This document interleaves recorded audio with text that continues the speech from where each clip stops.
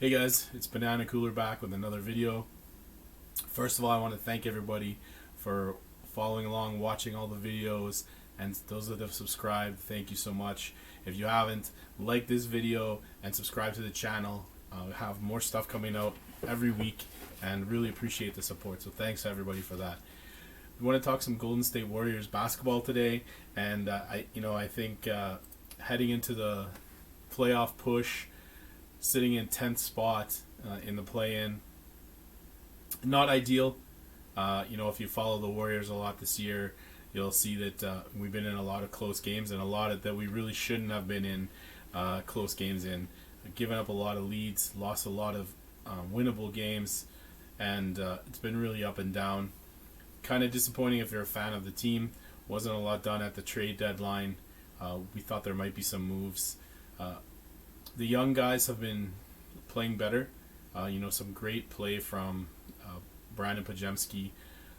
Started the season really strong.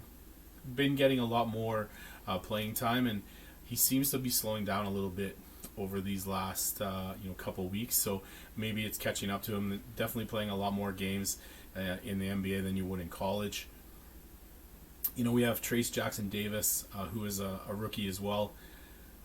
Didn't get a lot of playing time at the start of the season, but has seen a lot more coming off the bench.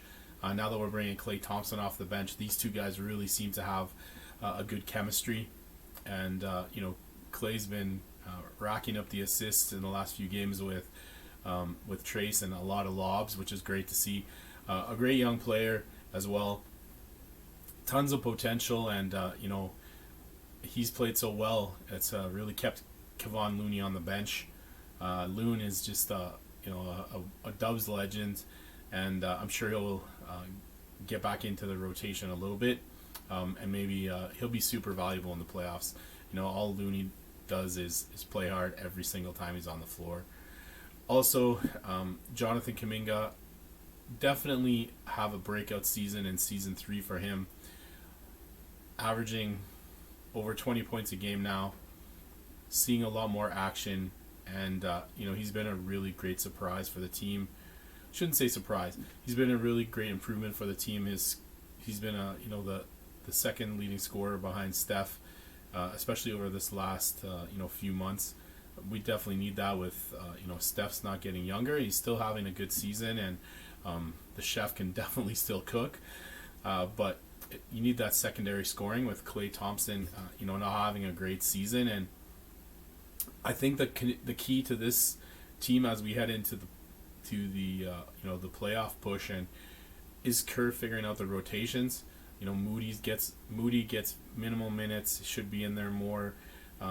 He's got a couple of DMPs lately, and I think similarly to Looney, every time Moses Moody steps on the floor, he's ready to go. He gives a lot, even if when he was in a tough, I think 3 for 21 3-point shooting spell, still giving a lot on the defensive end and doing a lot of things that don't show up on the stat sheet. They don't call him always ready Moses Moody for no reason, but I think this goes back to the dilemma that we've had the last couple of years for this team is, are you going to start the rebuild and play the young guys more, or are we going to, we still have Draymond, we have Steph. I think Klay's contract is going to be an issue heading into next season. Obviously, I personally would be surprised if Klay stays with the team, and not that he's not doing well coming off the bench. I just think for what Klay is going to be looking for salary wise, I don't think we're going to be willing to give it to him unless he takes a discount to stay with the Warriors. And that's one of the things that the front office is really going to need to look to as we move forward is where are we taking the team? Are we going to stay with the vets and add some pieces? Are we going to rework the team over the offseason, or are we going to mix in more of the young guys as the veteran Hall of Fame trio gets a little bit older? For me, I'd rather see these guys play more. I like to call them the four horsemen. You got Kuminga, Bajemski, Jackson Davis, and Moody, all young guys that are very capable of playing well.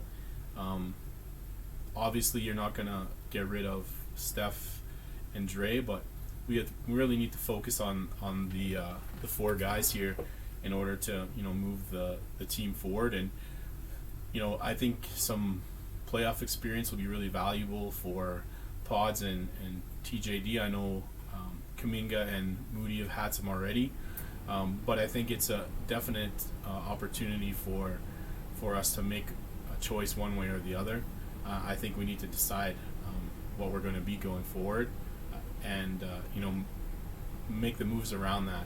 Like I said earlier, I don't see them signing Klay for what I think he's going to want to demand, and good for him. He's a legend. He's a future Hall of Famer, and he should get his money. I don't know if that's important to him or not. Klay seems like a different guy. I'm sure he's made a lot of money already, and I'm not sure if that's going to be his number one thing. But I don't see this team making a long playoff run. Just too many times we've had a great game and then lost it in the last 10 minutes. Recently blown out by 50 points. Playoff teams that are going to make a long run in the playoffs don't get blown out by 50 points. So we'll see what happens. I'm excited for the season to finish up, and we'll see if we can move up from the 10th spot into a playoff position. I think it's going to be really tough. I think definitely we're going to be in the play-in tournament, but wait and see to decide what happens.